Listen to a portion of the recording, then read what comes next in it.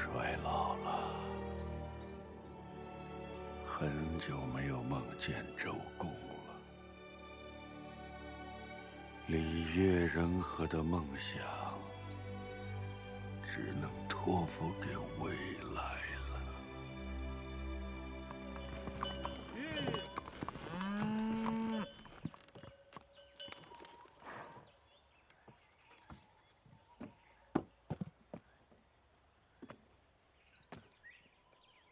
来人可是中都宰大人孔丘？在下正是。请随我来。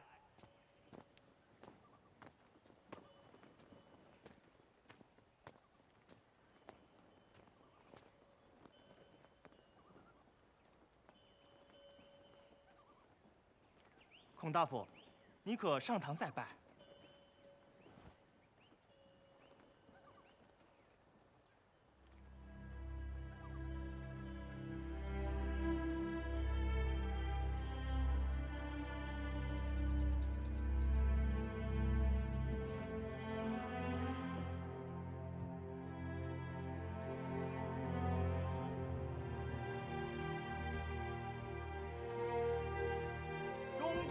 孔丘大人到。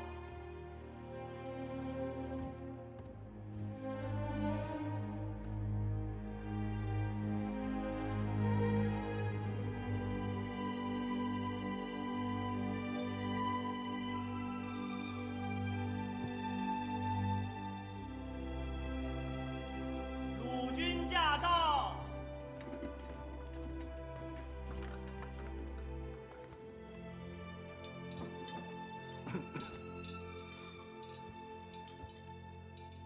孔丘，你来了。微臣孔丘，拜见君上。好啊，孔丘，寡人听说，你任中都宰不过1年光景，使中都的面貌大变，路不拾遗，夜不闭户。君上，微臣说过，如果用周礼治国，1年可有小成，3年必有大成。寡人希望你能将自己的主张推向整个鲁国。臣不在其位，不谋其政。这个不难嘛。寡人给你必要的名位就是：季氏义如平子大人刚死去，现在嫡子季孙思已继任国相、大司徒，但大司寇的位置还空着。3桓都想推举自己的人担当，寡人倒想把这重任给你担当。丘德薄才浅，愧难胜任。寡人支持你，让你和你的弟子重整鲁国，推行礼制，改变现在你所说的君不君、臣不臣的现状。你敢吗？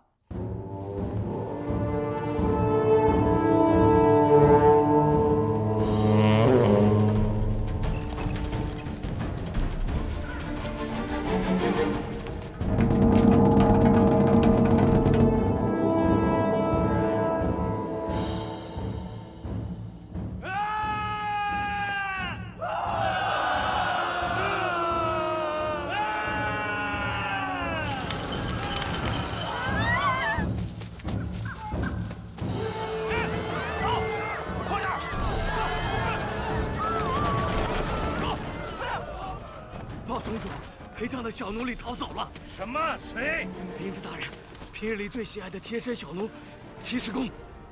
那个小家伙，父亲临终前嘱托我，一定要让他陪葬，快去追回来。诺。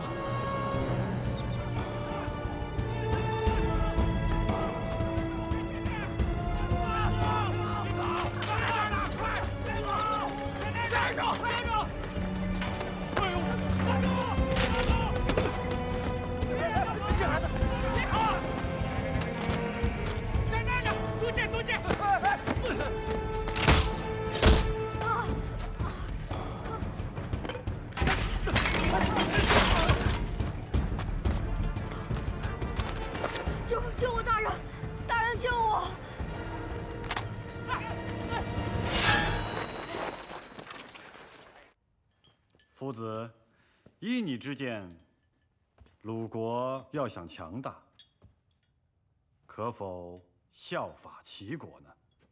君上，齐国的老百姓不犯法，是因为他们害怕刑罚；如果人们不犯法，是因为他们讲礼义、知廉耻、有品格，那不是更好吗？选贤能、修信用，贼不做，谋不用。人不但只爱护自己的父母子女，也爱护别人的。男人安本分，女人有归宿，不论是孤儿寡母、老弱病残，都能得到照顾和供养，这样老百姓才能安居乐业，才是天下大同啊！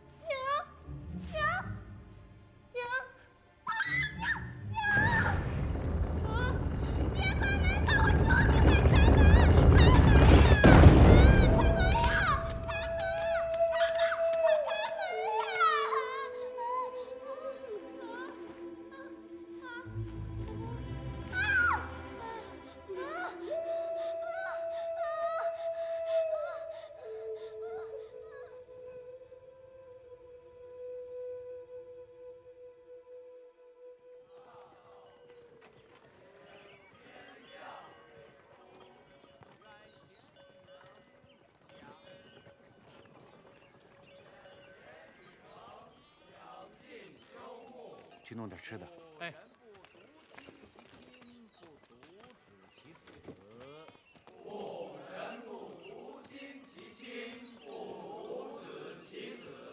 使老有所终，壮有所用。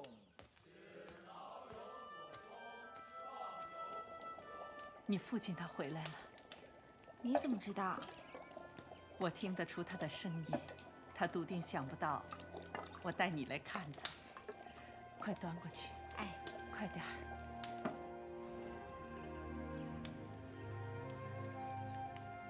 哎呀，父亲回来了。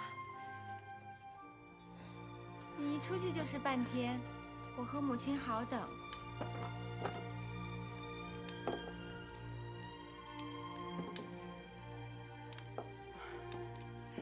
你还没吃饭吧？一定饿了。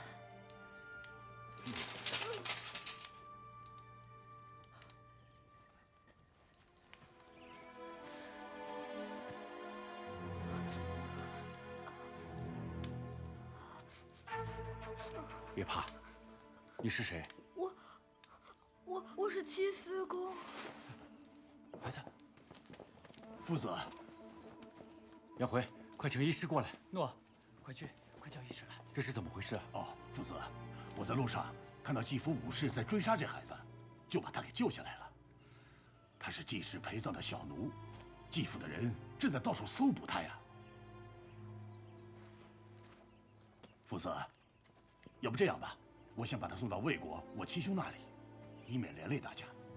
不，子路，把这个孩子留下吧。见义不为，无勇也。可是，这恐怕会得罪季大夫的。子路，你做得对。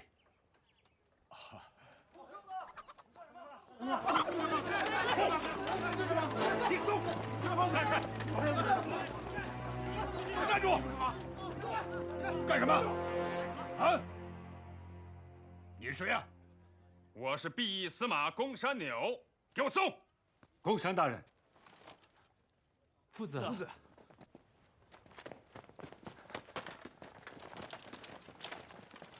孔丘，你想干嘛？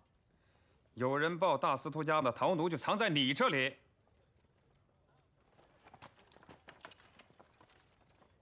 如果今天不交出小奴来，只怕日后见了大司徒，你不好交代吧？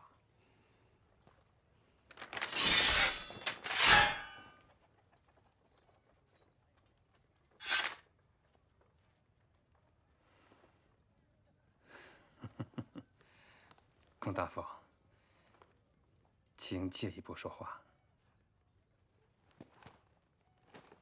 孔大夫，我也厌恶三环的跋扈，我今天就当什么都没看见。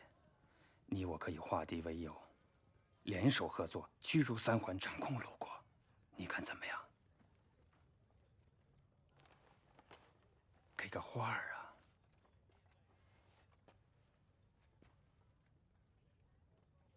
道不同，不相为谋。时间不早了，大人，请回吧。走。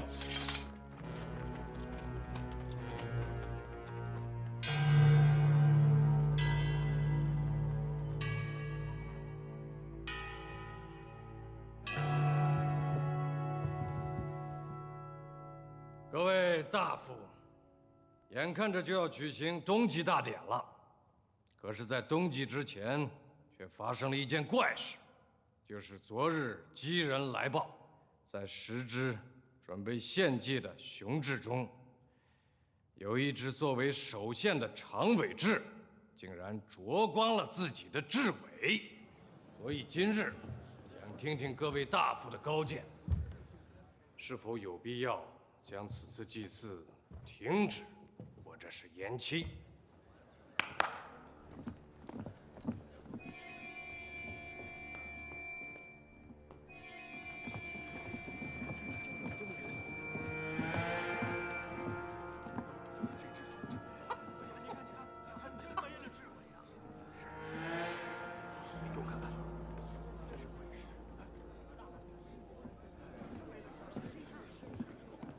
我有话说。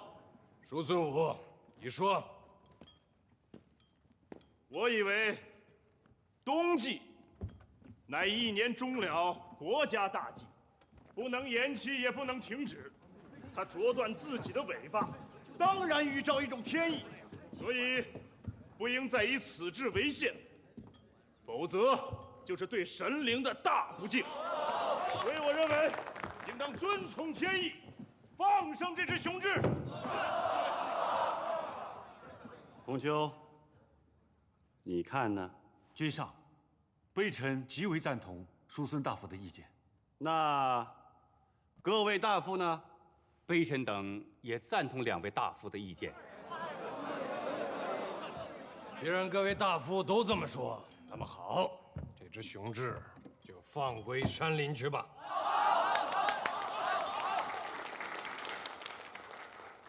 君上，微臣有话要讲。请讲。君上，微臣请求在我鲁国彻底废止以活人陪葬的恶俗。孔丘，你怎么会有这样的想法呢？因为微臣今日要为一个小奴请命。哪个小奴？就是他。伯父，这不是你们家逃走的小奴吗？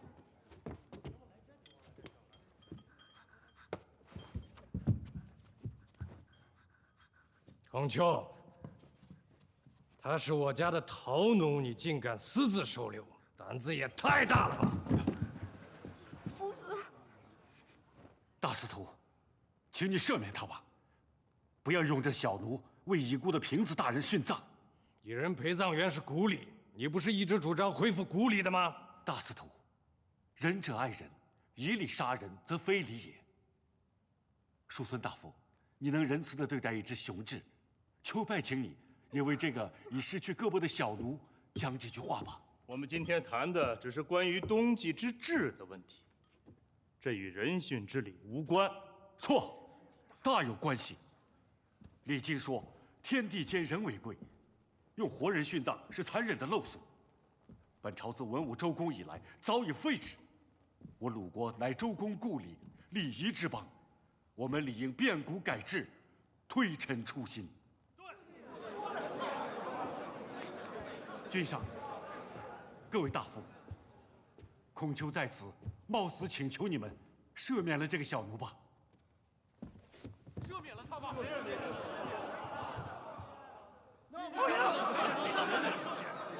孔丘，季平子大人临终前有遗言，要求以生前所爱者为殉，让这小奴殉葬，并非残忍，反而正是体现大司徒对父亲的孝心和爱心啊！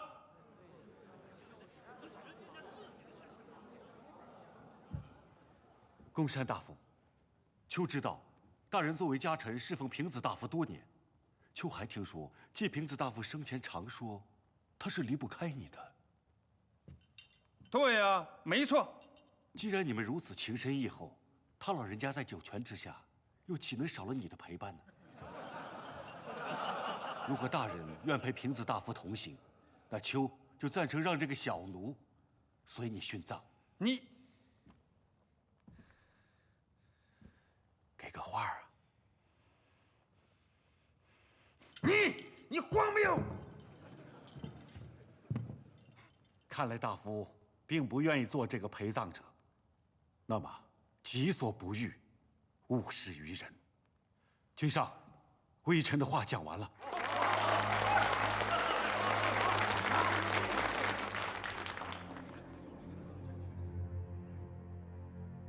居然夫子言之凿凿，我看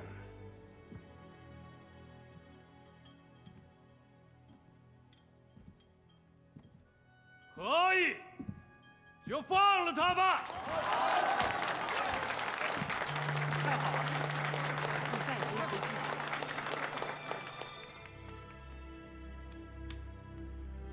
再拜。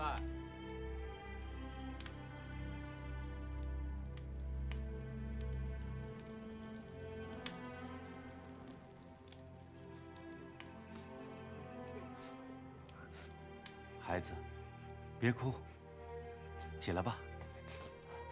齐子公，你怎么了？你没事吧？我没哭，我真的可以留在这儿了。好了好了，今天难得。子路，喝点吧。好嘞。子谦、伯牛，跟我拿酒去。过来。来。这里以后就是你的家了。他们全都是你的兄长，他们都会照看你的。知道了，夫子，我知道了。我们就是一家人啊。夫子，真是想不到，季氏竟接受了你的倡议。酒来了。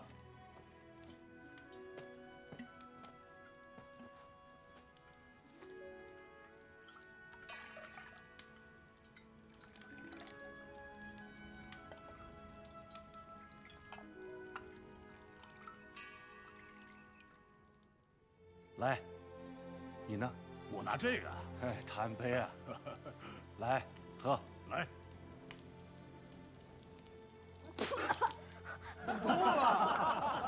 辣死了！这孩子。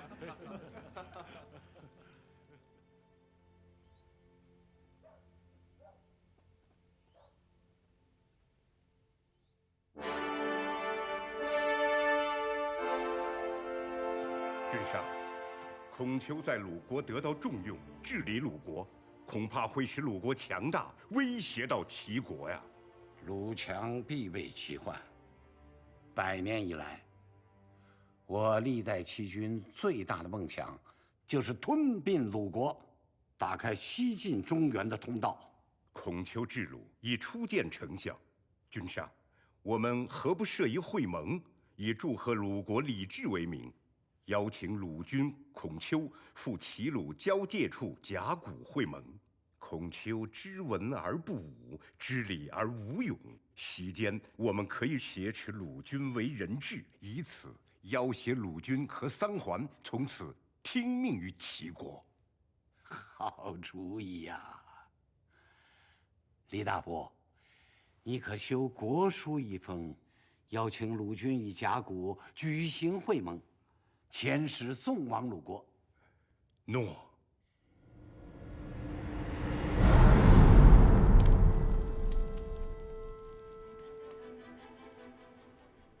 这甲骨会盟，是我任大司寇后第一件大事，荣辱得失，关系重大呀。颜回，鲁军同意你任我方司礼，一切依仗应对，要保证两国地位对等。诺。子路，夫子，你跟子贡是我方可以佩剑上台的人，要谨慎保护军伤，以防不测。诺。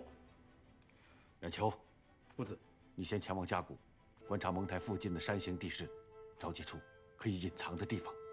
这是要做什么呀，夫子？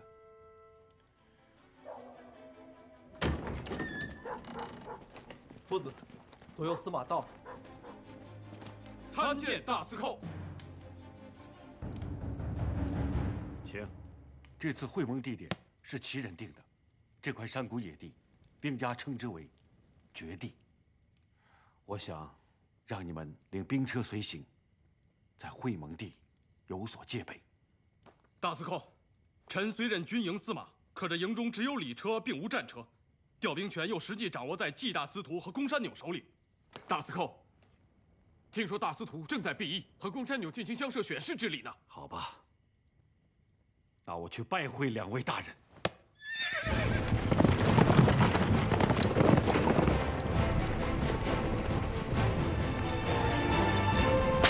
夫子，你看，敝邑到了。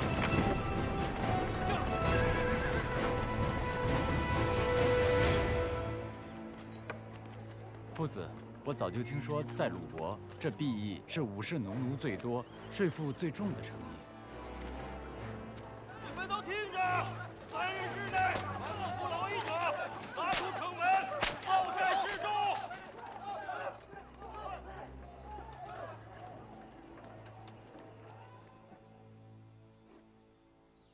比什么？射准。请。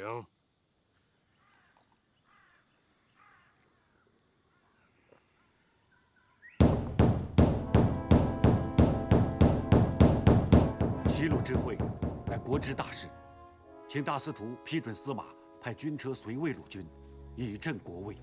要多少胜？500胜。这是一次友好的会盟，为何需要出动这么多军队呢？周公有教，凡文士者，必以武士备之。其乃虎狼之国，多年来想吞并我鲁国，不可不防。以武备之，好吧，那咱们就比试比试射艺吧。夫子请赛，敬酒一杯。你若赢了我，兵车给你500胜。射礼开始，请上射台。君子无戏言，赢了就给你，输了1胜你也拿不走。别反悔。亲政则见政。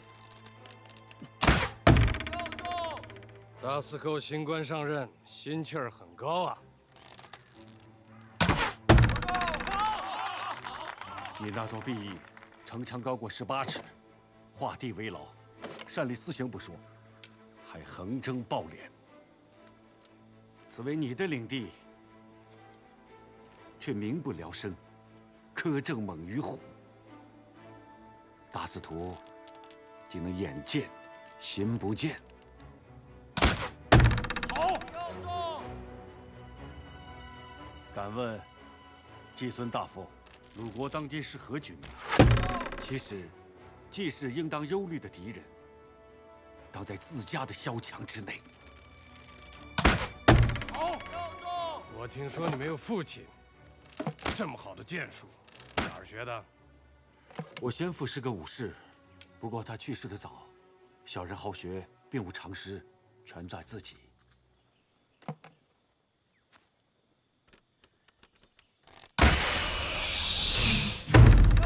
好。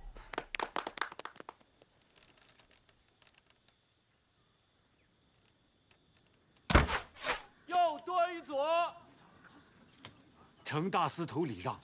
你此番会盟，可以给你500胜，你找他要吧。公山牛，何为国家？因有军队，军队由谁来供养啊？不是你的鲁军，而是我毕义。对，是我们毕义。我的兵车凭什么白给你使用？难道让我的军队喝西北风去吗？在意吧？走。看，我说话也未必管用啊。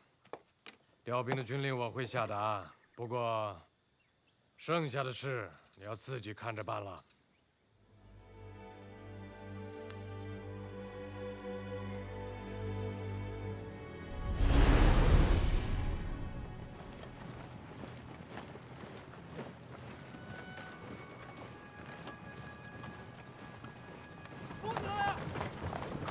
停！军上，夫子。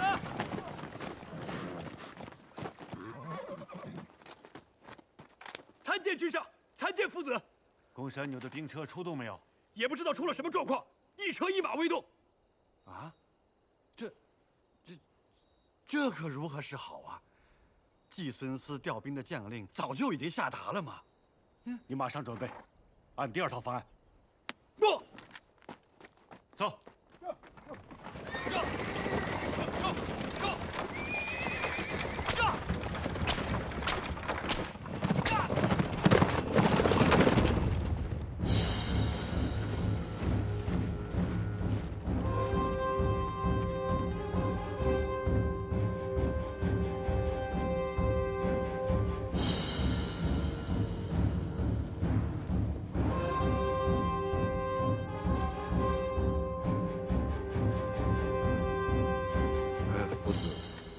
齐国带来这么多兵马，是不是有什么不轨之徒啊？君上放心，臣有所准备。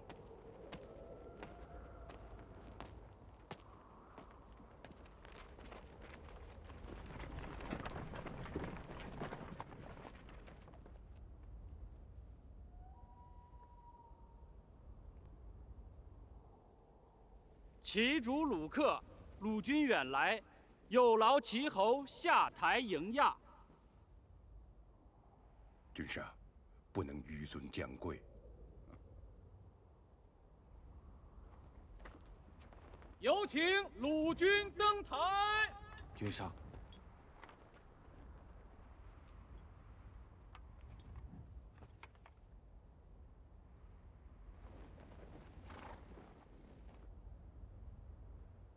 鲁为公国，齐为伯国，依周礼，恭请齐侯落台迎驾。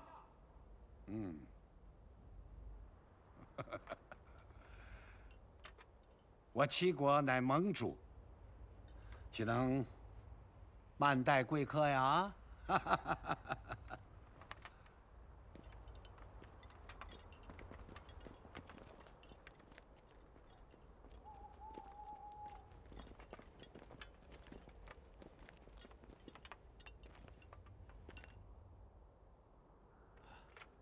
君上，齐鲁乃亲戚之国，鲁军前来，愿与齐军携手重定兄弟之盟。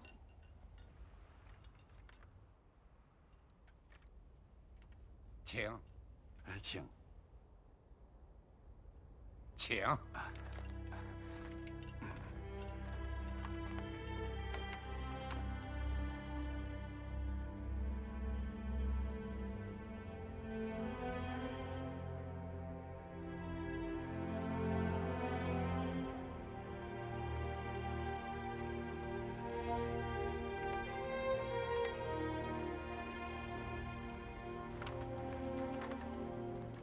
鲁国愿与齐国以礼相待，勇气干戈。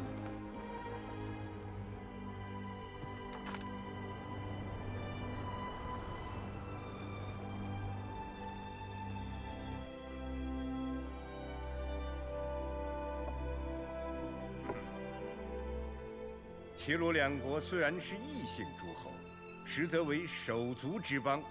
结盟之后，两国合体无间，如同一国呀。李大夫所言甚妙。四海之内，莫非王土；率土之滨，莫非王臣。所以，两位君上都有为周天子守土之责。二位君上，臣有一议：两国定盟之后，齐鲁为结盟之邦，有互助之责。齐国日后对外有战事，鲁国应该出兵车500乘加盟作战。好，此意不错。两位君上，微臣也有一个提议。这次会盟之后，齐鲁即结为盟邦，那么，臣敢请齐国归还30年前占领的鲁国的汶上3城。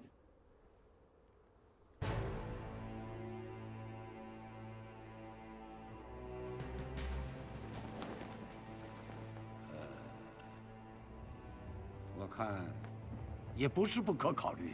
君上，君上，君子无戏言，言必信，行必果。来，感谢齐军承诺还我失地，干杯！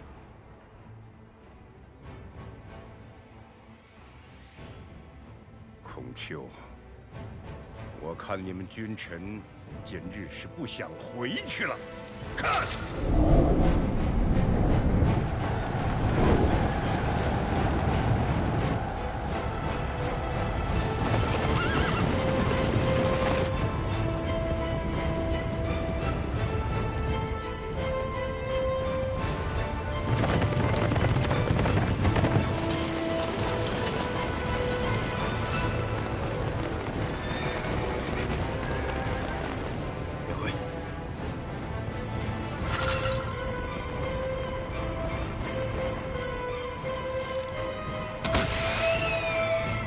君侯在上，这次鲁军前来盟会，是为了和平而来，所以只带来10乘战车。但鲁军为戒备盟地平安，在远方也备有500乘兵车随护，是否有必要招持到台下竞技一搏？你们看。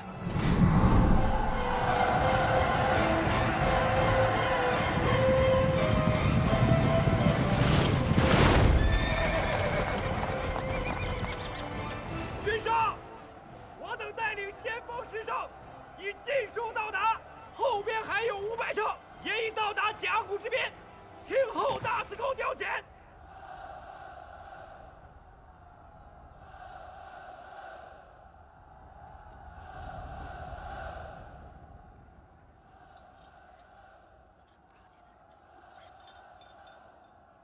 李大夫，难道你要让这甲骨变成杀戮的战场吗？作为盟主，如此对待盟友，将来还有其他诸侯相信齐国吗？你还愣着干什么？赶快撤兵！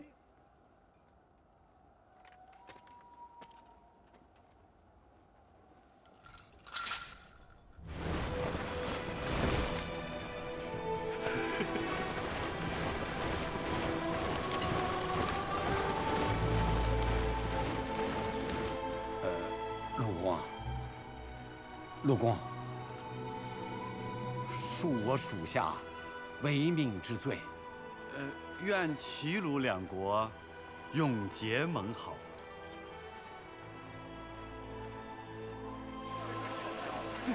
我们用100辆牛车，竟然吓退了齐国的500辆战车。夫子这回出了个奇招，兵以正，和以奇胜。夫子可就是这么讲的。快走啊！回去喝酒啊！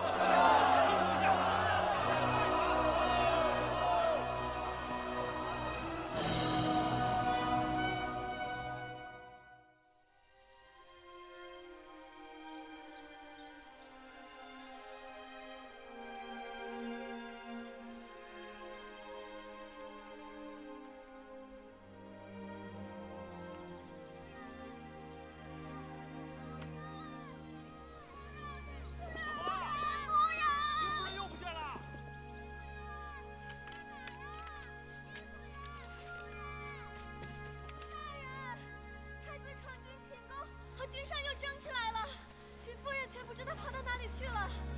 我没有看到君夫人呢。哎呀，那可怎么办呀？真是急死人了。不行，先回宫吧。走。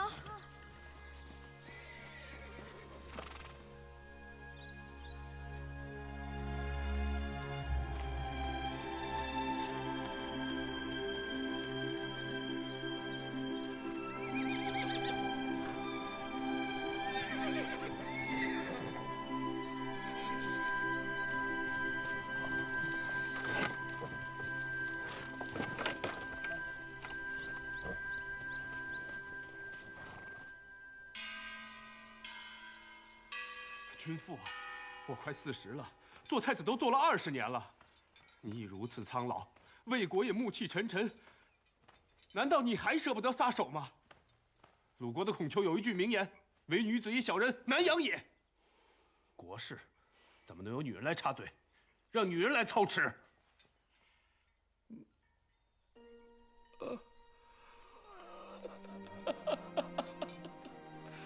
夫人回来了。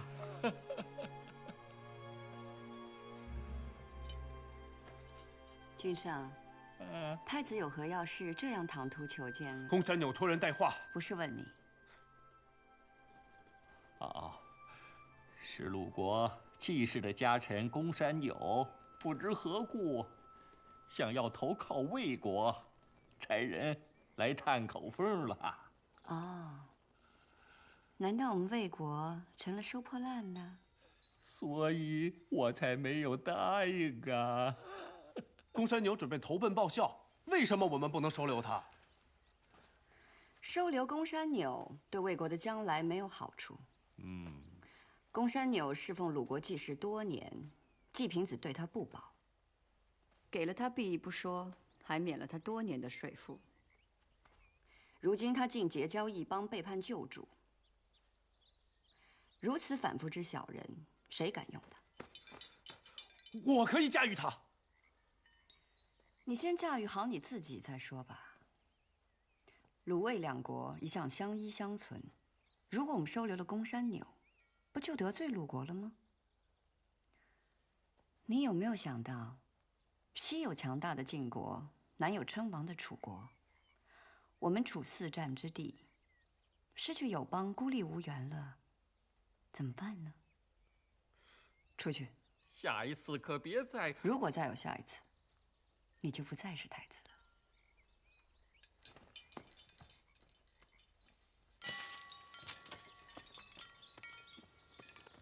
太子连这些利害关系都看不透，我怎么让他执政啊？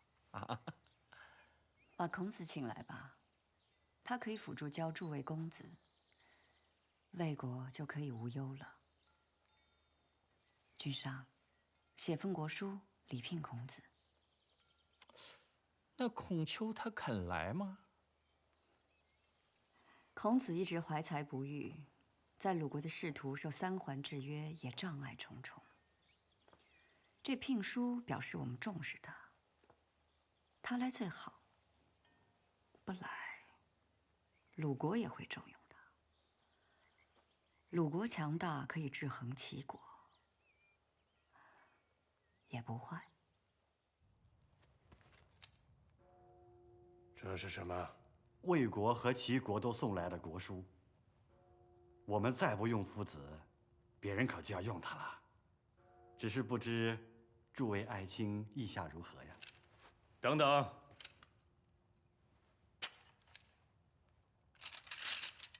哼哼，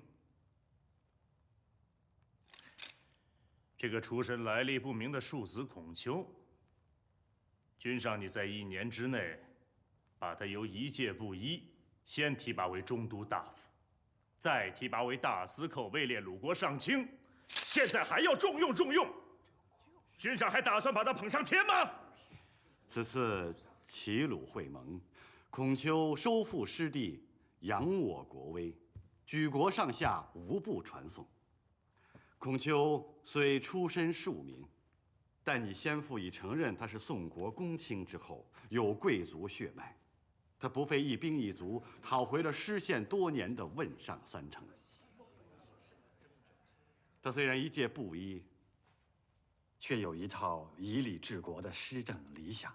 先父过世后，大司寇已让孔丘做了，鄙人就再把这个国相也让他代理了吧。他日奏报周天子，我就只留个大司徒一职吧。好，哎呀，没想到大司徒是如此的让贤，好，实在是难得呀。哎呀，当此国家多事之秋，正是用人之际。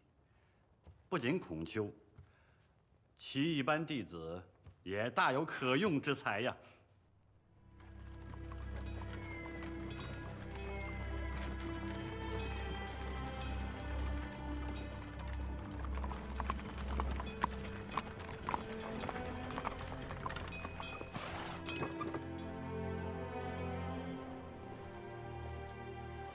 孔大夫，你这都是周朝的旧礼了。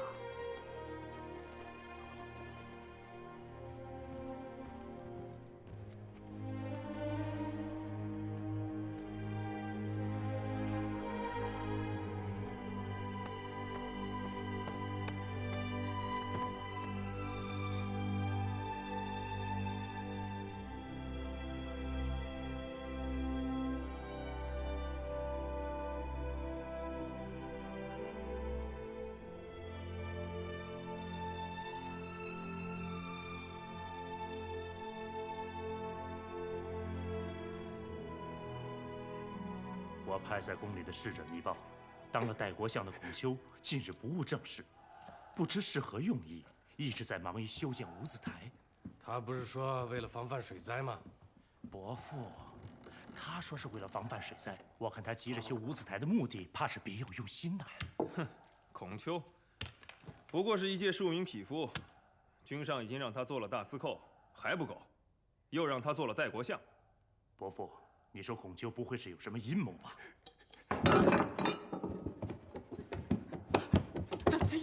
这又不吃屎了！再结巴就割了你的舌头！滚！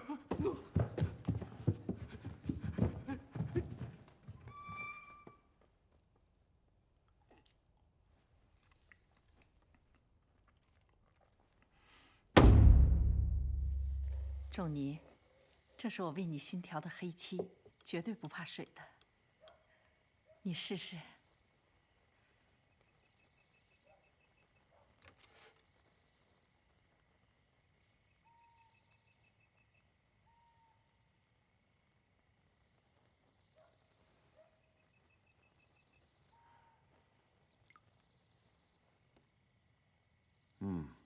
很好。夫子，我整理好了呈报宫里的文书，你阅下吧。好。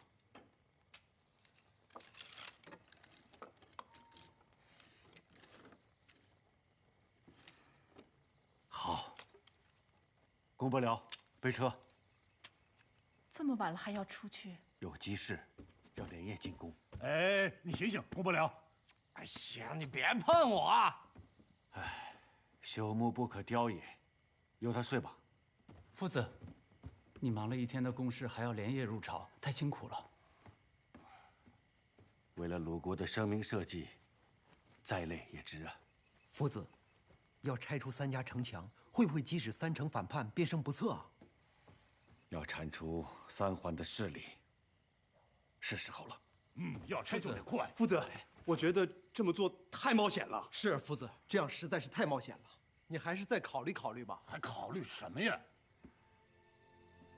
弟子们，我的先师资产大夫有2句名言，你们都要终身记取：苟利国家，生死以至；事不可以不弘毅，任重而道远。我们现在做的一切，不仅是为了眼前的成败。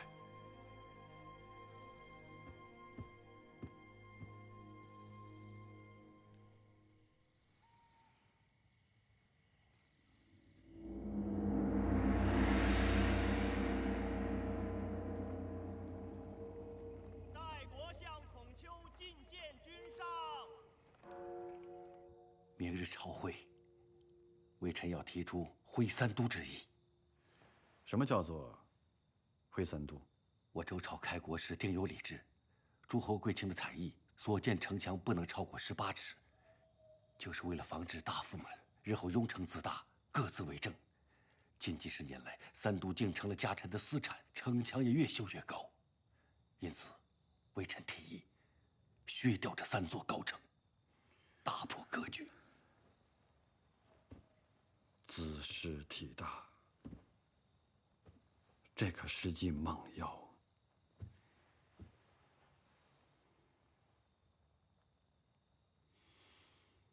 你有胜算吗？要做到万无一失，否则可是会出大乱子的。臣来时卜了一卦，象辞为群龙无首。群龙无首变卦正是上机，要强攻势，就必须以大夫变家臣，让他们群龙无首。好酒好肉的招待我这个小侄儿。谢大司徒，谢大司徒。说来就来了吧？啊，多狠呐！挥三都，拆城墙是要挖了我们的根，孔丘竟然要削夺我们三家的采邑封地。你说我们的封地，我们还有封地吗？啊？孟家的也许还姓孟，你舒家的封地是姓舒呢，还是姓侯？毕邑还是我的吗？孔丘要拆，好啊，那是在帮咱们呢。伯父，我们该作何打算？老子说过：“将欲取之，必先予之。”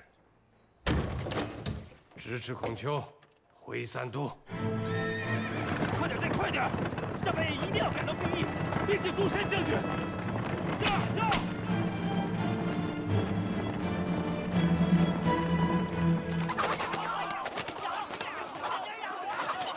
再站住！摇！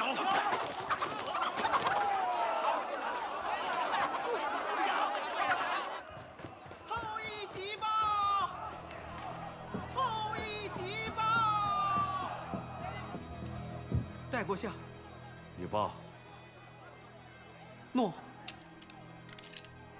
叔孙武大夫领地的叛臣侯凡已逃出后羿，叔孙子高的军队现已顺利占领该城。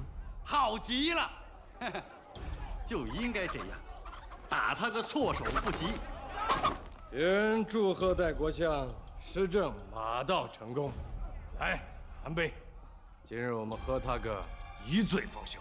慢，事情还没有完，侯凡这一跑，必有后患。那就快让叔孙子高拆城吧，防止叛贼卷土重来。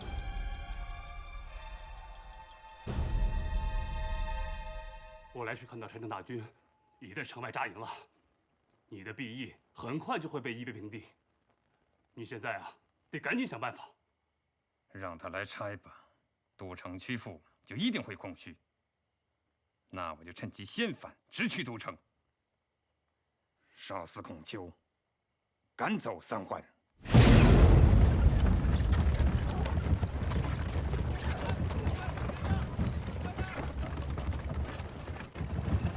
站住！站住！停车减刑。你没看到这是继续的人马吗？来送毕邑的田税，运到宫里去的，让开！大司寇有命，凡进城的货物车马，一律不好！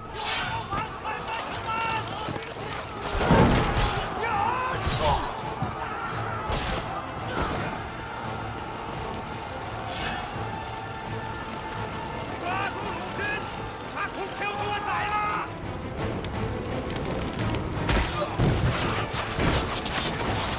抓住鲁军，杀死孔丘，赶走三桓！杀！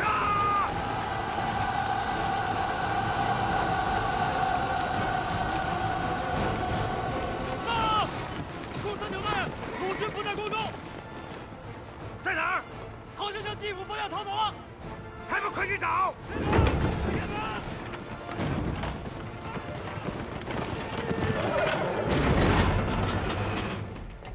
这关键时刻，季大司徒哪儿去了？他出城狩猎去了。军上，军上小心，不要硬拼，坚持1个时辰，把叛军引到五子台。诺。季氏狩猎，可真会挑时候啊！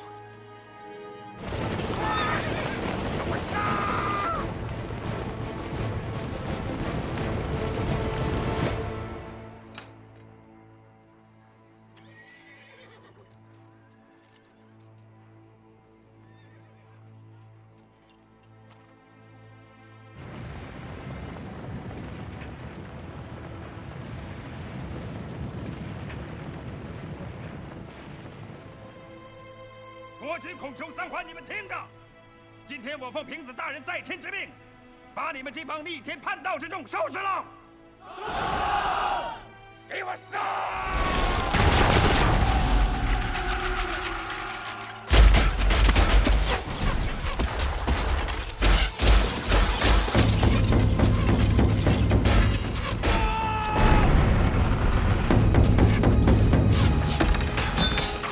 抓鲁军，杀孔丘！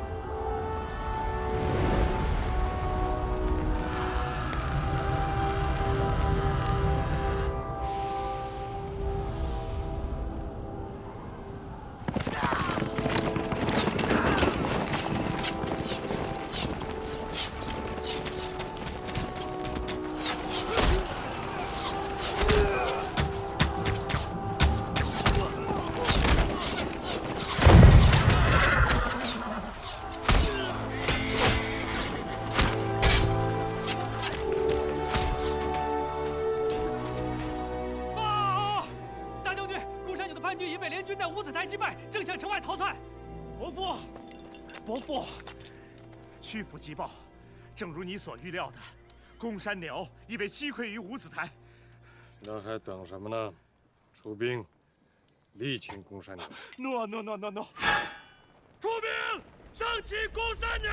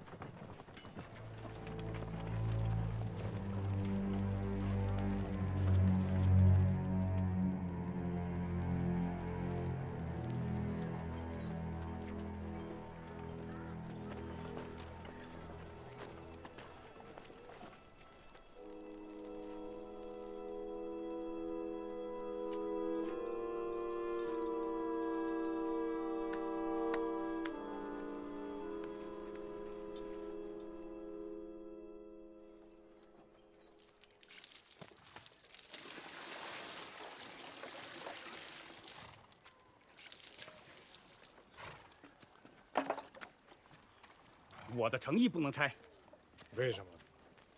城邑是扼守齐鲁交界伤口的城堡，是要塞；立高墙是为了防御齐人，拆不得。你这个人怎么出尔反尔啊？归三都，当初你不是同意的吗？你让他把话说完。孔丘取回汶上3城，3城原来是你季家的采邑领地，可还给你季氏了吗？没有，归鲁公了。孔丘退三都，从后邑赶走了侯凡。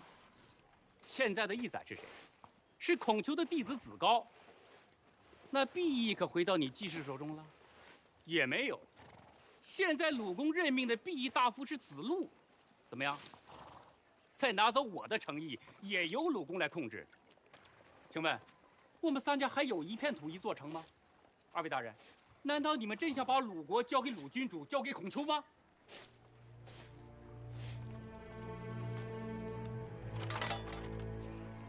代国相，大司徒有令，任何人不得入内。请稍等，我去通报。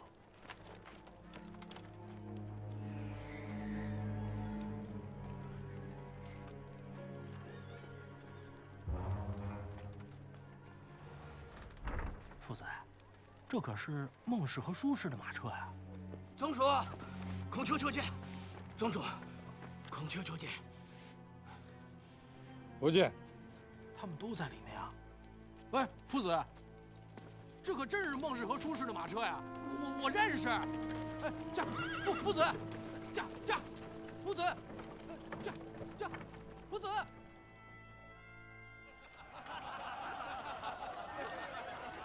来，喝！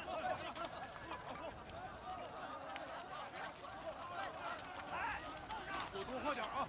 马上！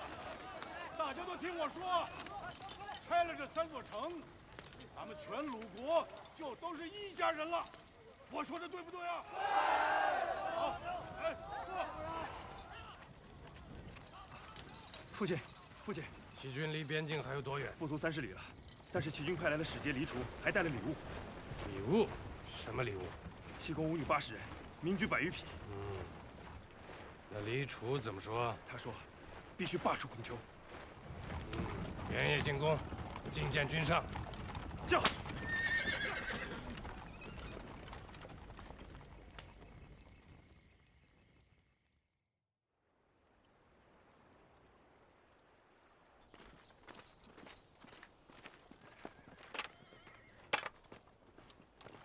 代国相到。君上，不能撤，3城已收回2个，岂能功亏一篑？你知道吗？黎除领骑兵3万就在边境对岸，随时可以冲过来。一旦和城邑里应外合，我们将后退无路。会3都是定好的国策，君上，治世仁人，宁杀身以成仁，不可以求生而害人呐。战败了，谁还在乎你有没有仁义？世上只有成败，仁与不仁，那只是说辞。你忘了吗？先君昭公被3桓联手赶出鲁国，流亡到死。要是3桓和寡人翻脸，寡人的下场恐怕会比先君昭公还惨。君上，不要再说了。百日以来，寡人一直是支持父子的，季氏也是如此。昨晚他连夜进宫找到寡人，听得出是话里有话。挥3都挥到城邑那儿，却使得齐国趁虚而入，压上了3万大军，会出了一个天下大乱。孔丘啊，孔丘，有时候你应该学学寡人，装点呆，卖点傻。你的师尊老子不是说过吗？无为，方能无不为。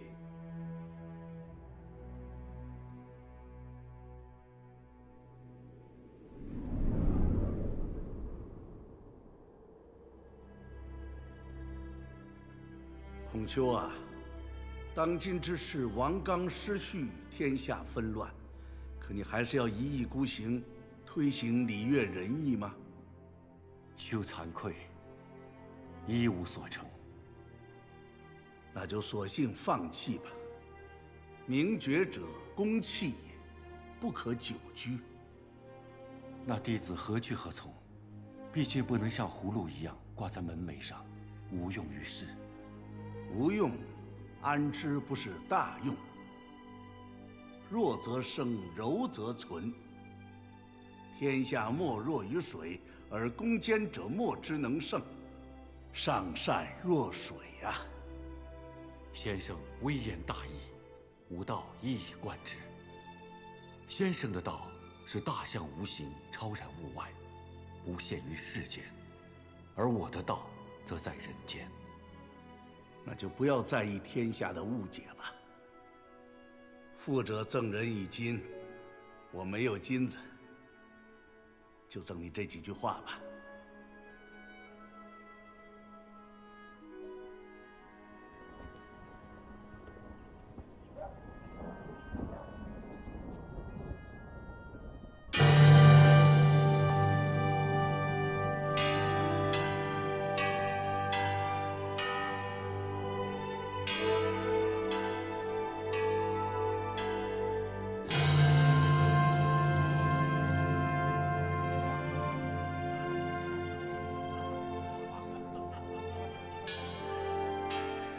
岁中大祭已经完毕了，给贵族们分鸡肉了吗？分了，已经分完了。按照你的吩咐，唯独没有给代国相孔丘加送。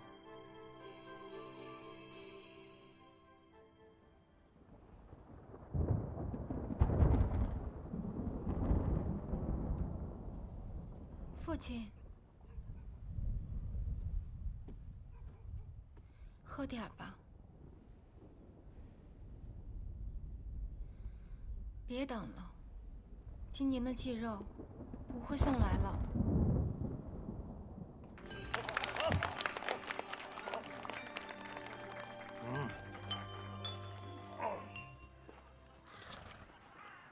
大人，什么事啊？夫子说他想谒见国君。君上哪有时间见他？叫他别想了。这样，你把这个交给他，别说是我给的，就说是君上让你亲自转给他的。孔丘是个聪明人，见到这个就什么都明白了。诺，我这就送去。还有这个，够你买块好地了。回家吧，明白吗？明白，谢大人。来呀，把齐国送来的马都拉回马厩去吧。要下雨了。谢大人。诺，把马牵起来，送回马厩去。父亲，公伯僚回来了。君上还让他送来了这个。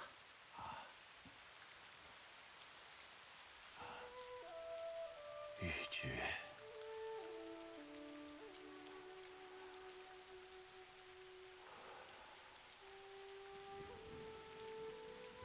父亲，君上为什么要送来这个？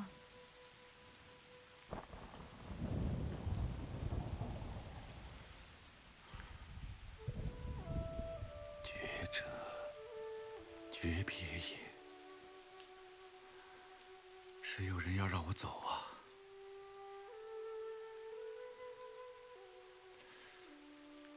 是君上亲手给的吗？他说是的，父亲。公伯僚把东西交给我，就走了。他说他以后不会回来了。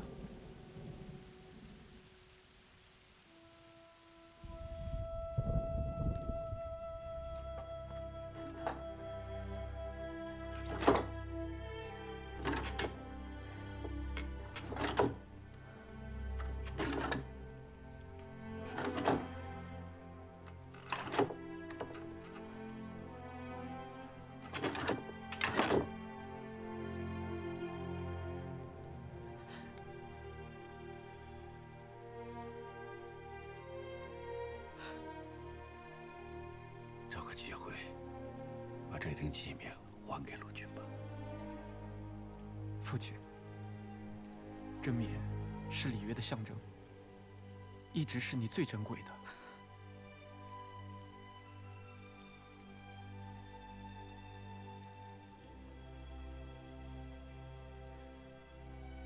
经是身外之物了。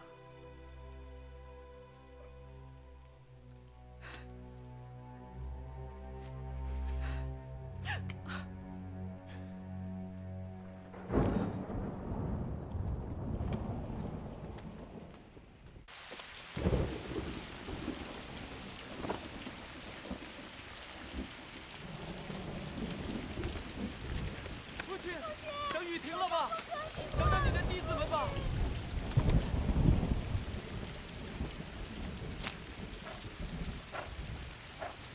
照顾好你们的母亲。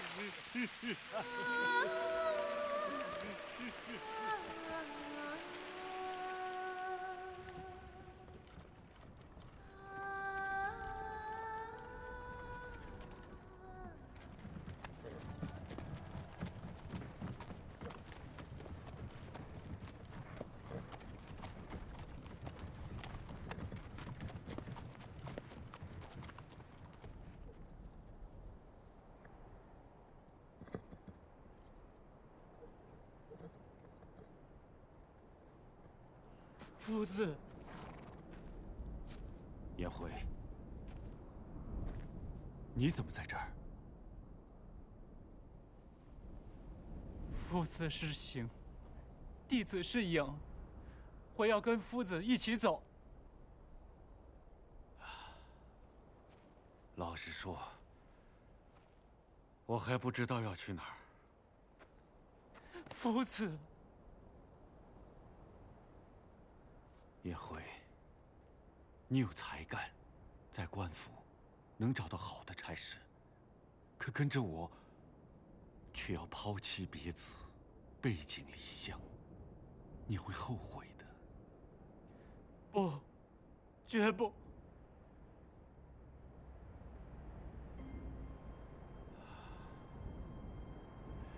颜回，你看，前面没有平坦的道路，也没有富贵的生活，只有大野苍茫。你不怕？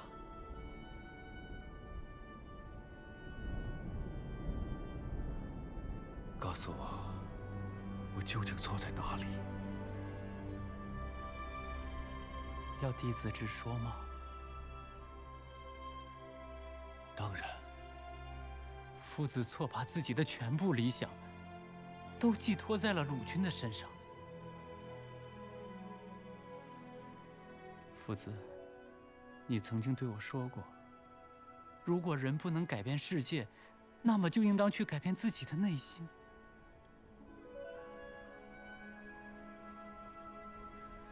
好，说得好。求人得人，有何怨？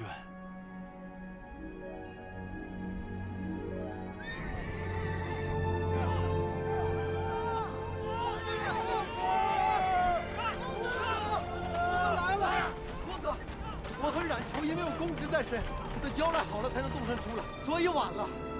是啊，夫子，你看，我们把木剑文书都拿过来了。夫子，没有我，谁来给你驾车？再说了。出远门有我子路在，看谁敢对夫子无礼！是啊，夫子。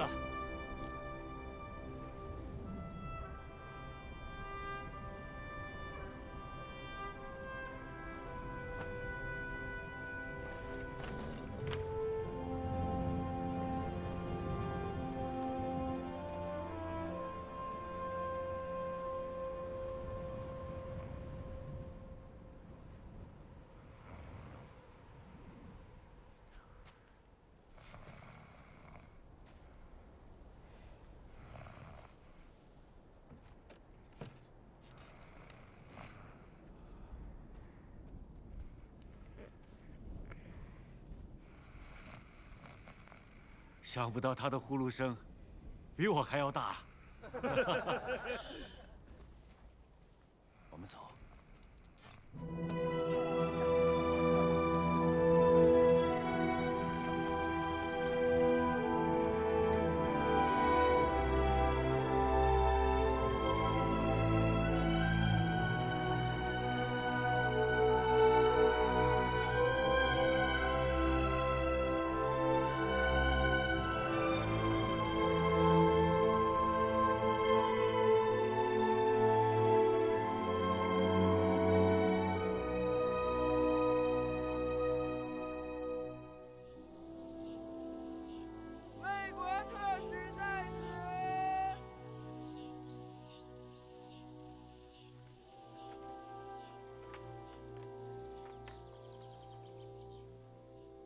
本使受魏国国君和君夫人之托，欢迎孔夫子一行来我魏国。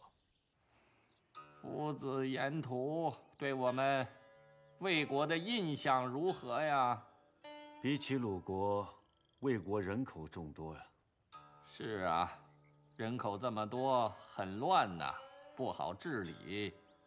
那你说，怎么治理才会不乱呢？要让百姓富足。可现在富足的人不少啊，社会并不安定啊。那是风气不好，要教化人们。好啊，好。夫子是大儒，那就请夫子在敝国开堂设教。寡人在南郊为夫子批处学馆，每年给你6万担粟米，够用了吧？谢君上。寡人还有一件事情要请教你呀，夫子，你看，我们魏国地处四面受战之地，那些个邻国哪个不想吞掉我们魏国？所以寡人想请夫子帮助练练兵啊。小人流亡之人，何敢言兵啊？不过寡人倒是听说，夫子颇善治兵打仗的呀。如果君上问小人祭祀礼乐之事，小人略通一二。军容征战之事，则非小人所擅长啊。好吧，好吧，寡人不强求你。不过有一件事情，你可得答应啊。微臣是客，悉听遵命。寡人的夫人男子想见见你，哎，夫子就不要推脱了。诺。不如不见。夫子可知道，这位君夫人名声不佳，那女人虽然美艳无比，可她是个妖姬，在魏国声名狼藉啊。夫子啊，你不了解这个女人过去的故事吧？哎呀，这个男子啊，原本是宋国公室之女，她在宋国与宋公子相好，出过丑闻呐。别管这些闲话了。你知道现在魏国是谁当家呀？当然是我们魏军了。我看不是。魏国内政很乱，政出多门。我看魏国真正当家的还是这位男子。这个孔丘到底是个什么样的人？依寡人看，不过是个落魄的夫子，满口礼乐的书呆子。一凭一剑，交情乃现。这个孔丘是个有本事的人，你要好好待他。我还想着，有一天请他做我们小公子的夫子呢。我已经答应他了，每年给他6万担粟米。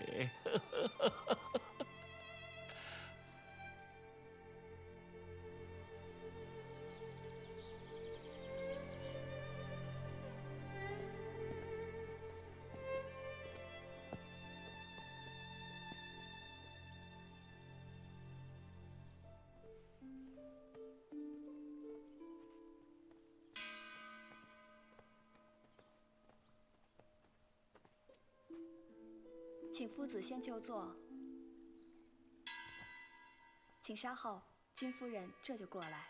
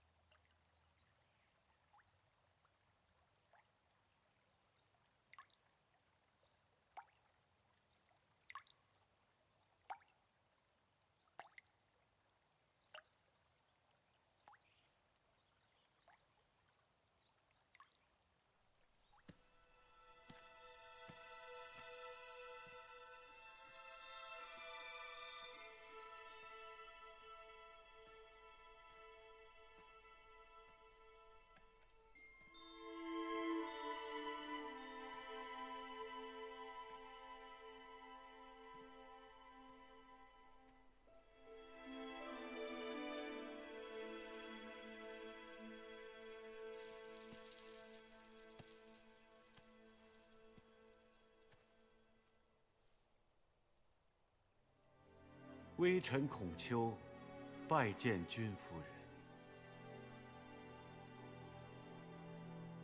你就是著名的夫子孔丘吗？孔夫子，请坐起来吧。谢君夫人。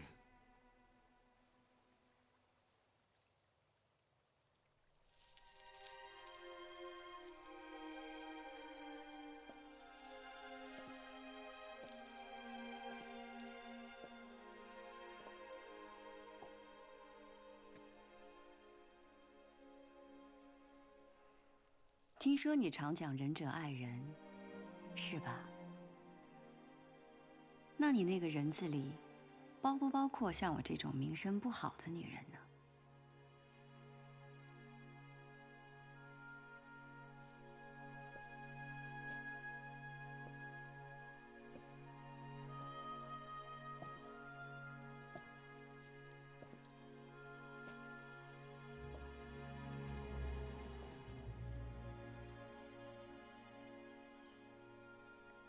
听说你在敝国传授诗，是。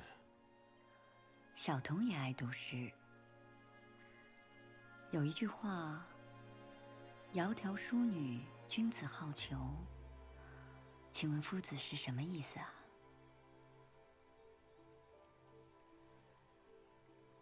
这首诗的意思就是：君子好美，但求之以理。在诗300篇中，有好多篇是关乎于男女情爱啊。诗300篇可以用一句话来概括的，就是情思深深，而没有邪念。我自幼喜欢诵读诗篇，不知可否拜你为师呢？我在魏国收了一个新学生，名叫卜商。这学生虽然年幼，却是个神童。他跟我学诗很有见地，微臣可以推荐他来伴你读诗。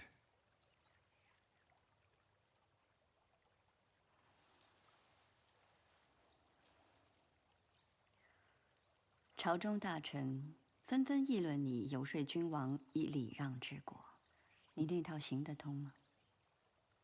能以礼让治国，是国家社稷、人民之福，有什么难处不能克服呢？礼法丧失，国家就会混乱。男人的本性就是贪财好色，为此真的头破血流。这也是天性，要克服难呐。正因为难，才能考验出君子。夫子，你真的把做一个品德高尚的君子看得这么重要吗？我的信念是：朝闻道，夕死可矣。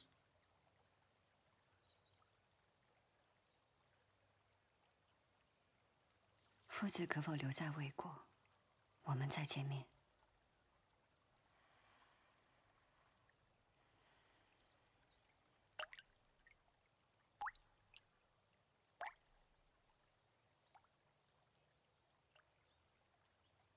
微臣不变。不变什么？有何不变？微臣从没见过如此好德又好色的人。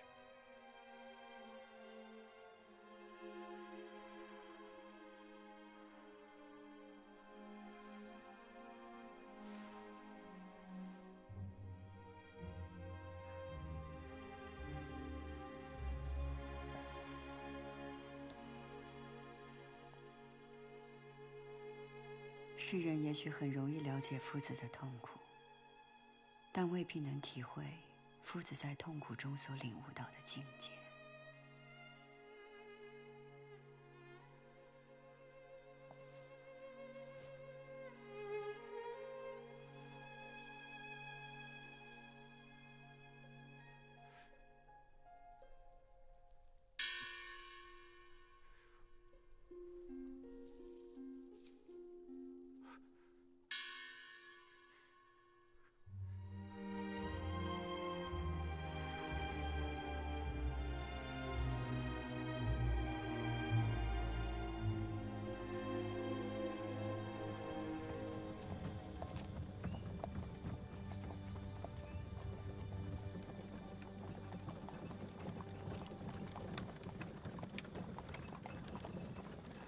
我们看来该离开魏国了。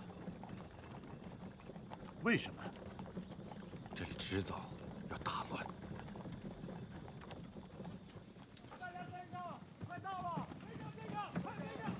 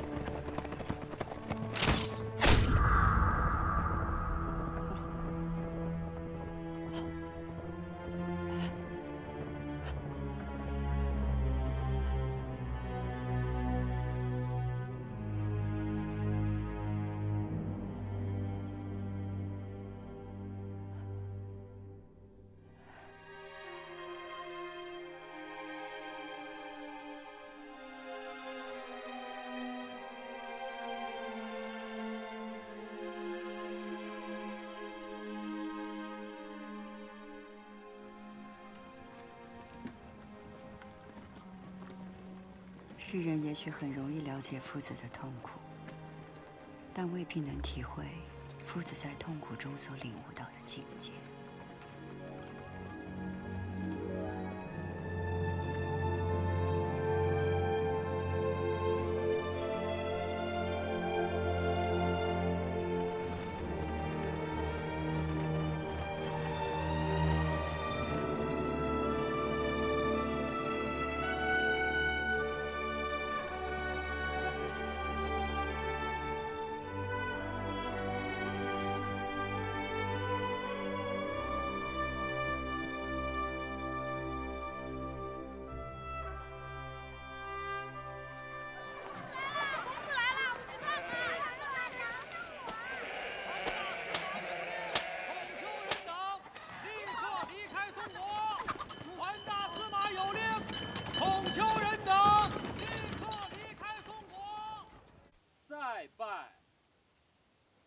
3半。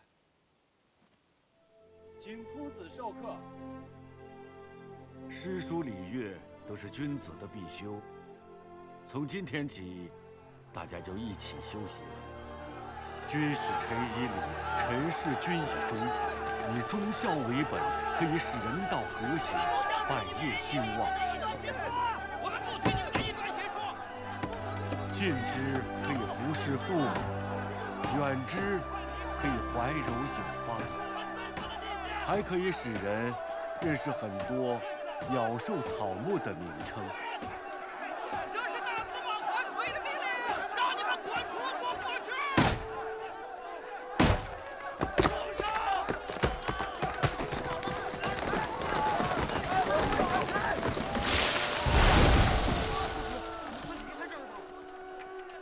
夫子，我们走吧。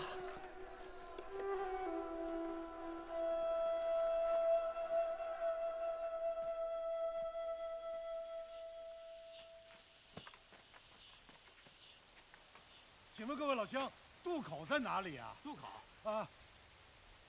哎，那个坐在车上的人是谁啊？是孔夫子。孔夫子是鲁国的名士孔丘吗？啊，正是啊。他不是无所不知的圣人吗？那还不知道渡口在哪儿啊？啊！你们与其跟着他四处流浪，还不如跟我们在此种田，躲避乱世吧。哎，就是啊，留下来种田吧。对呀，就跟我们一起隐居吧。他的那一套行不通的。留下来吧。你们，哎呀，你们笑什么笑啊？你们。我们走吧。哎，我们继续往前走，到前面再问吧。得，别走啊！哎，别走啊！回来啊！好，我们继续干活吧。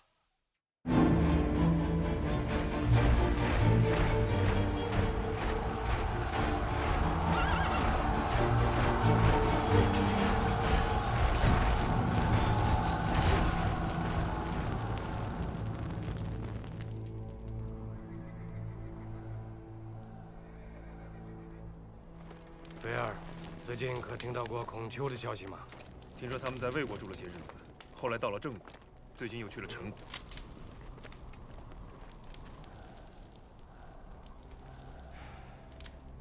我为思将，国难思相。当年会盟，孔丘不战而克其，收复3城。可是后来我们把他逐走，看来是中了齐人的奸计。眼下定公已逝，新君年幼，齐国趁火打劫，大军压境。鲁国的国力已大不如前了，真的要打，也兵无良将。现在我要你做一件事，迎请孔丘回鲁。父亲，我们先前对孔子不善，使其远走他乡，如今又请他回来，恐遭天下人耻笑。要不，先派人把冉求请回来。此人是孔子的大弟子，很会用兵，用他对付齐军，应绰绰有余。也好，就先请回冉求。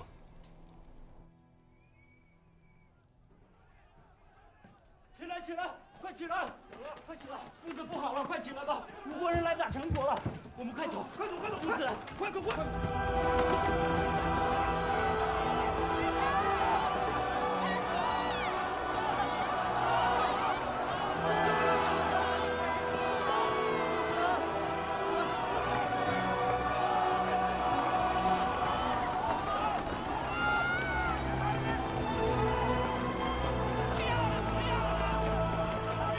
你看到一位年老的外相来了吗？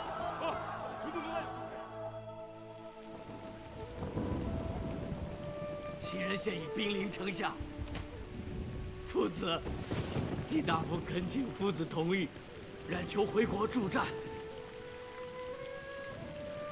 夫子，为了鲁国，你就答应了吧？夫子不能让冉求去啊！现在乱了，才想起我们来了。忘了当初是怎么对待我们的了。是。你们怎么找到我的？一个老乡人告诉我们，说东面有个外乡人，其额像尧帝，其肩像子产，神气像大人物，却狼狈的像丧家之犬。我们一猜就是夫子你。大人物不敢当啊！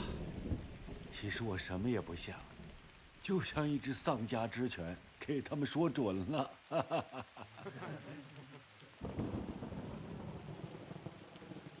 夫子，你常说学以致用，国威用将，大司徒派人召冉求回国，可见鲁国已危在旦夕。我们身为鲁国人，岂能袖手旁观？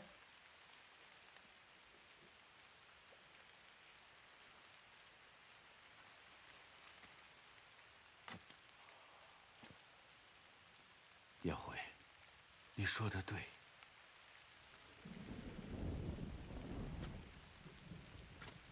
鲁国在危难中，我应该让你们回去，力挽危局于鲁。来求，你就去吧，我等你们的好消息。夫子，等打胜这一仗，我一定接你回鲁国。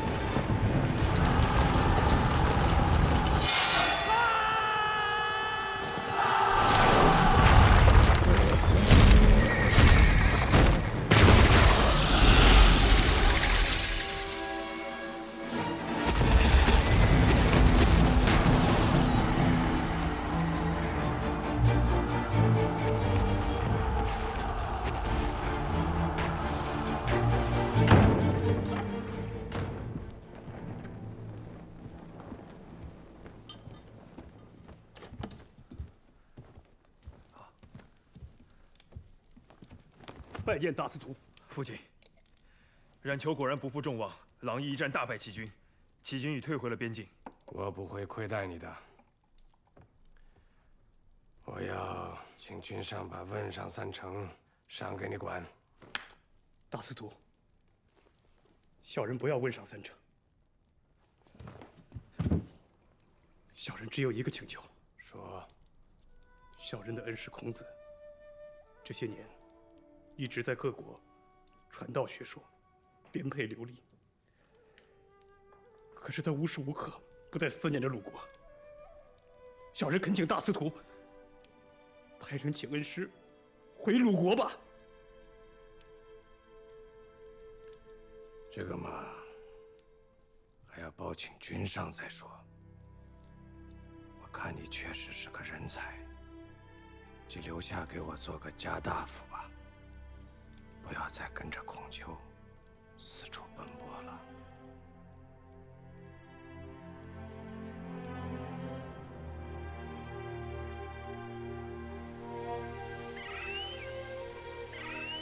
你们看，九尾鸟，这种鸟飞过，这是说前面的村庄离我们不远了。有村庄了，真的？哎，太好了，有村庄就可以找到粮食充饥了。大家快走！早点吃。没人呢，看来这个村子就被乱兵给烧光了。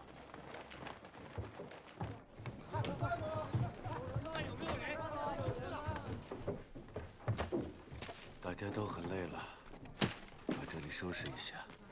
我想，我们应该可以在这里过夜。嗯。夫子，你看，我们好像被蔡人堵在这山谷里了。夫子，刚才我在后山坡上发现一条小路，很险，好像可以通到山下。我先带个人去试试，看能不能下山去找些吃的来。要能找到人来接应我们就好了。你们就在这里歇着等我吧。子贡啊，你总是有办法的，早去早回。好，子高，哎，你随我来。走，下去干了。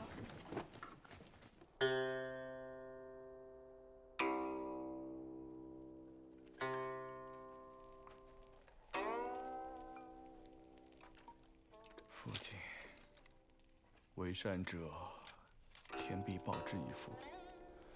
难道我们做错了事情吗？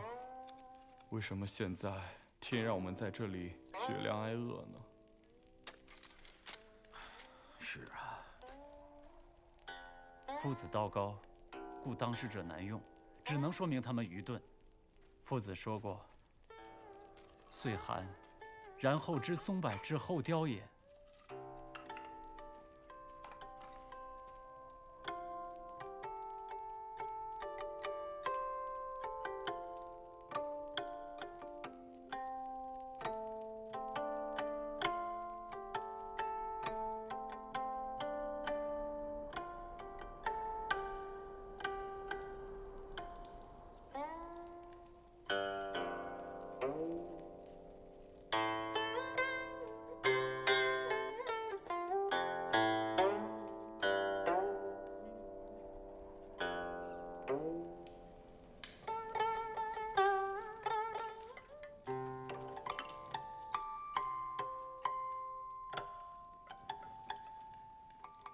夫子已经连续谈了好几天了。是啊，我们的父子在以贤圣待饭呢。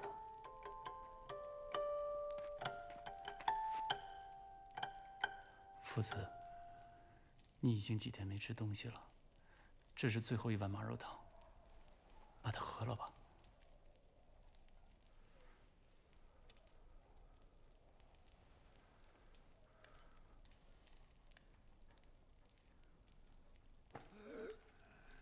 没事吧，师兄？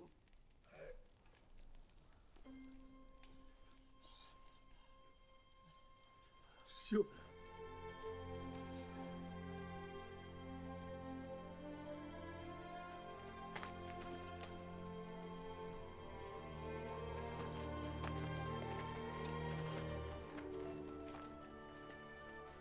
子路，你喝点吧。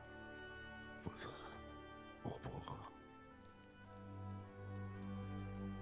你喝吧。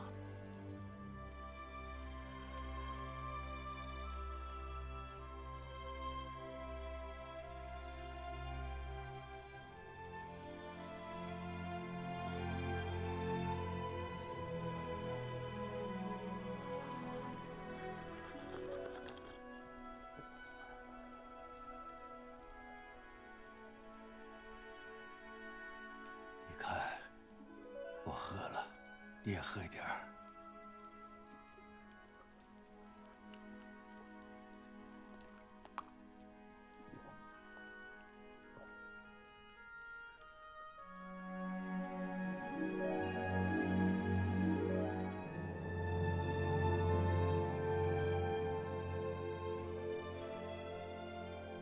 让他们每个人喝一口吧。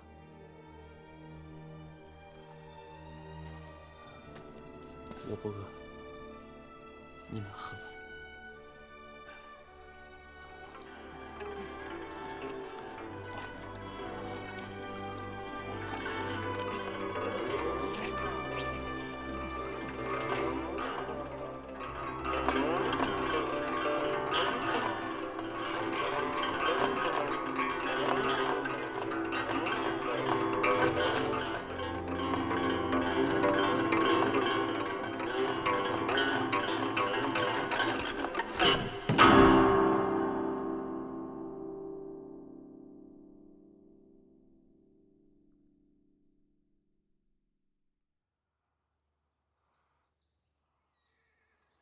夫子，你终于醒过来了，夫子。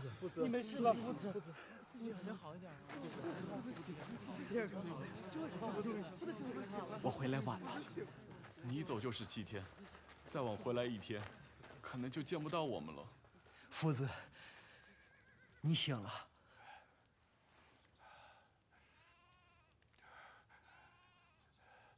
子贡，快告诉我，外面怎么样啊？夫子，我们离开山谷，被追杀，差点丧命。多亏了子洛七雄颜卓巨带人来接应我们，才知道这段时间里天下大乱啊！吴人吞并了郑国，楚人吞并了蔡国，把蔡人南迁了。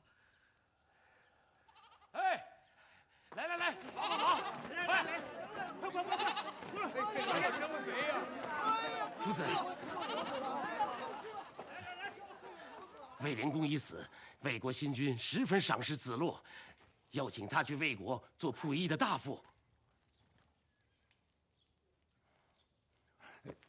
哎呀，你们还都愣着干什么呀？我还等着吃烤羊腿呢。来，烧水宰羊。宰羊。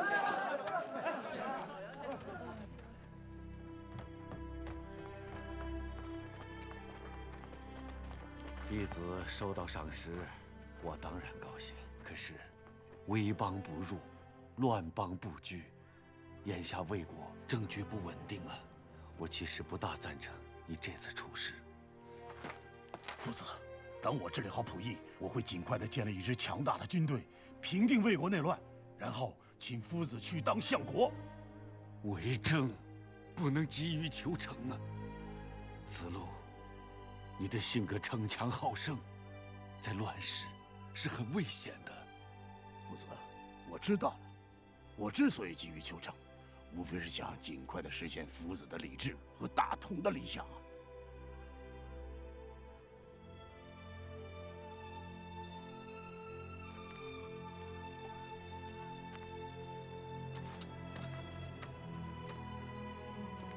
执政者，外政衣冠礼仪，内政品德心灵。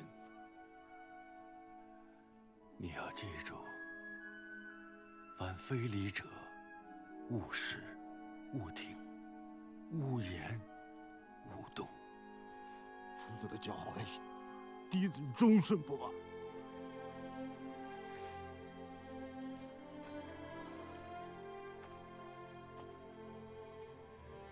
齐司公，路上小心啊！夫子，夫子，夫子多保重，弟子告辞了。走，夫子。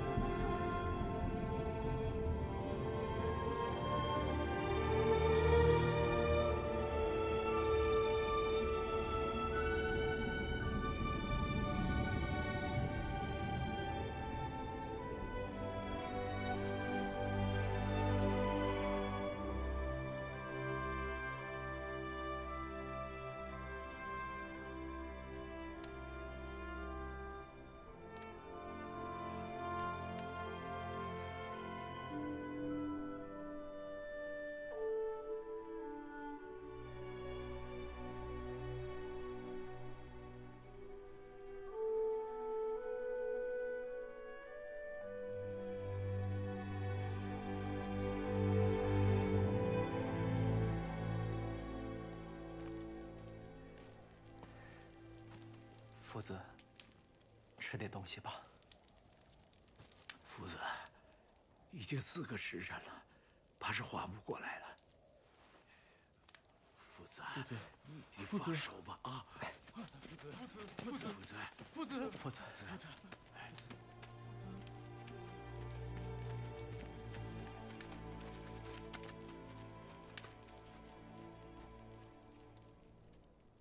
夫子，你还是吃一点东西吧。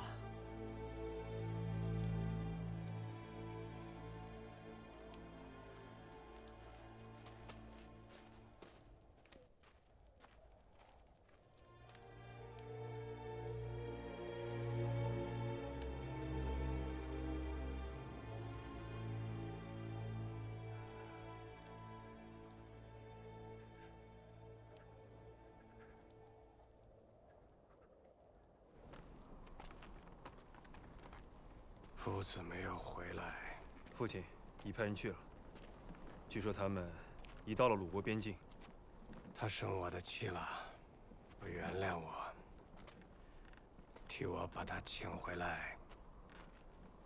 见到他，把这个交给他，他就肯回来了。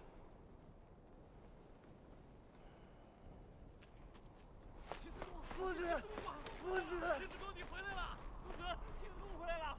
夫子，齐子公回来了！齐子公回来了！夫子，夫子，怎么你一个人回来了？子路呢？子路师兄，子路师兄他死了。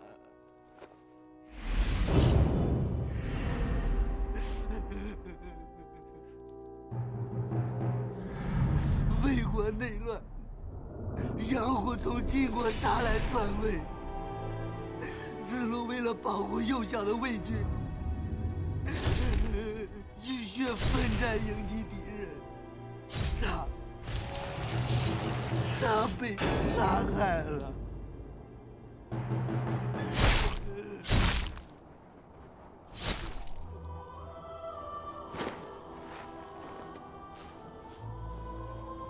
夫子有教，君子就是死，官帽也要堂堂正正。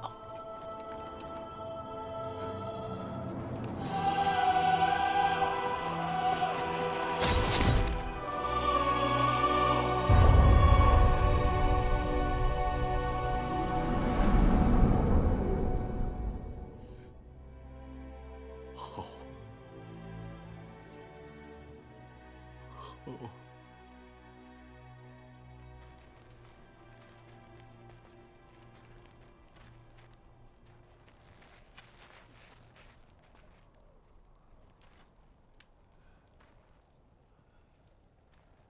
壮哉，子路！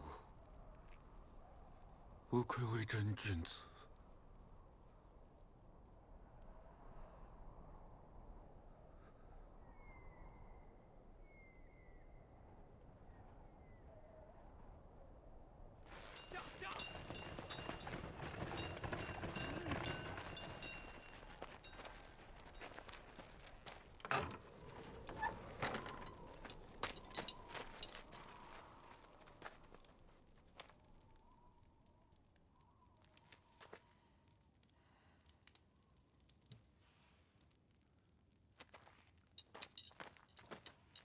这是父亲让我献给你的玉环。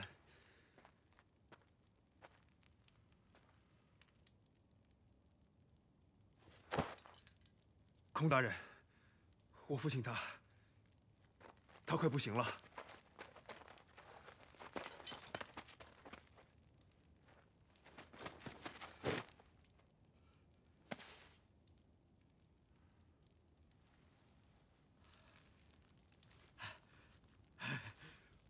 夫子，弟子又见到你了。冉求，你也回来了。夫子，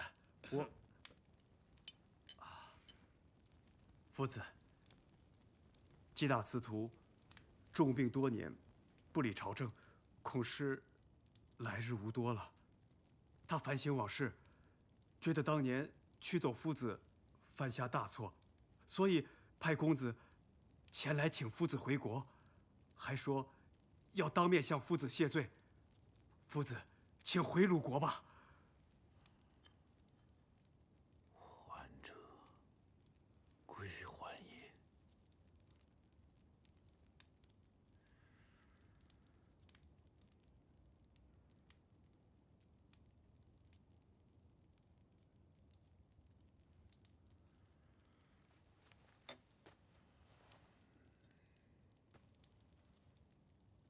起来吧。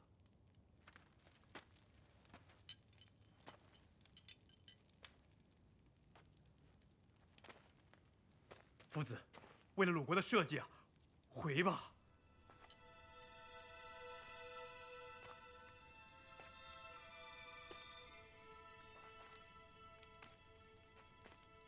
我可以回去，但你要转告他们，我只想专心讲学，请他们以后不要用政事来扰我。弟子定将转告，定会遵从夫子的意愿。夫子，你们收拾一下，准备回家吧。我们要回鲁国了，我们都回鲁国回家了，我们可以回家了，我们可以回家了，家里幸福了。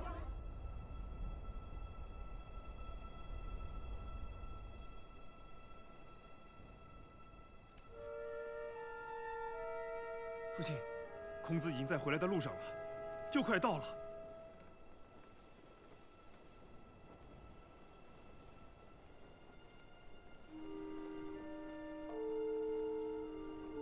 去吧，去替我把他迎回来。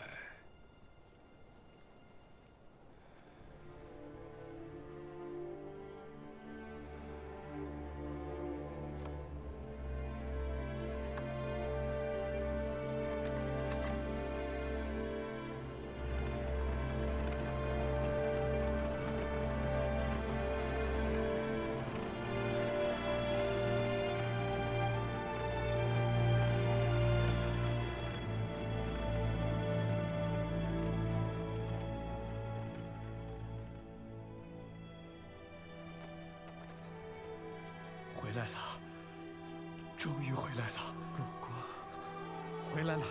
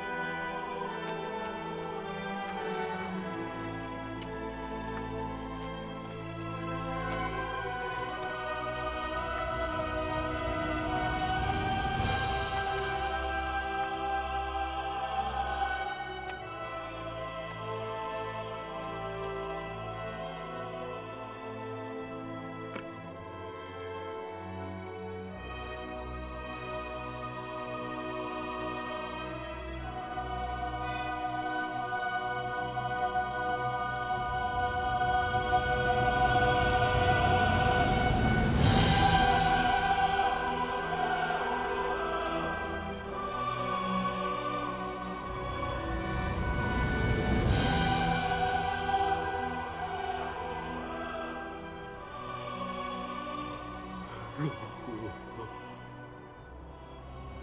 我的父母之邦，我终于回来了。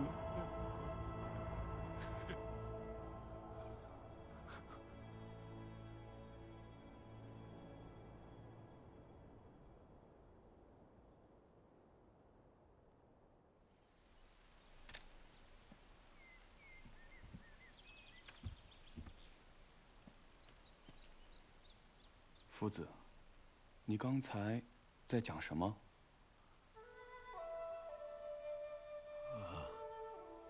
我没说什么。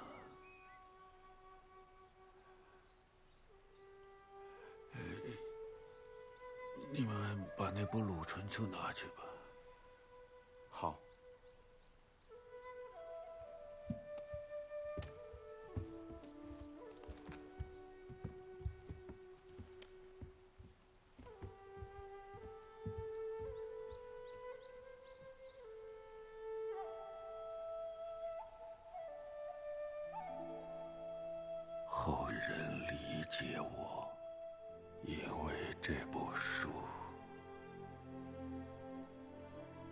不解我，也是因为这部书。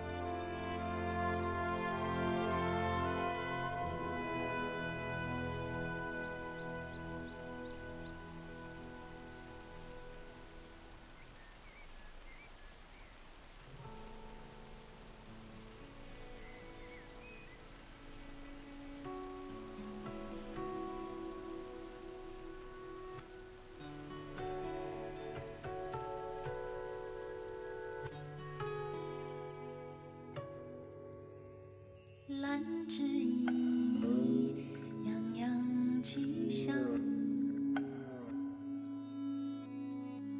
众香共知，悠悠其方，不才而配。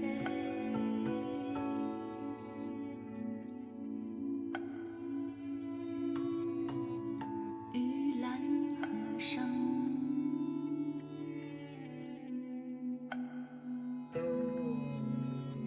一日一年，我心四方，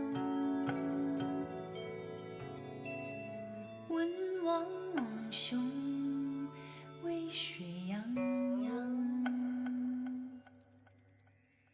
采而佩之，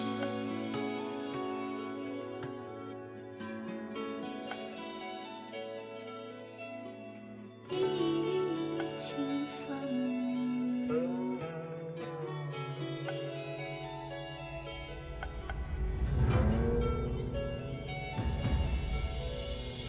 雪霜茫茫，累累雨冬，君子之手，子孙之长。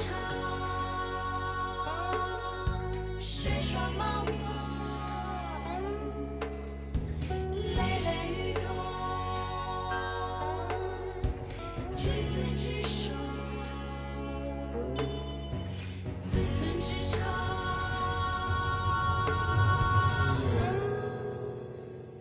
兰之意，洋洋吉祥，众香共知，悠悠其方，不才而配，不才而配。玉兰河上，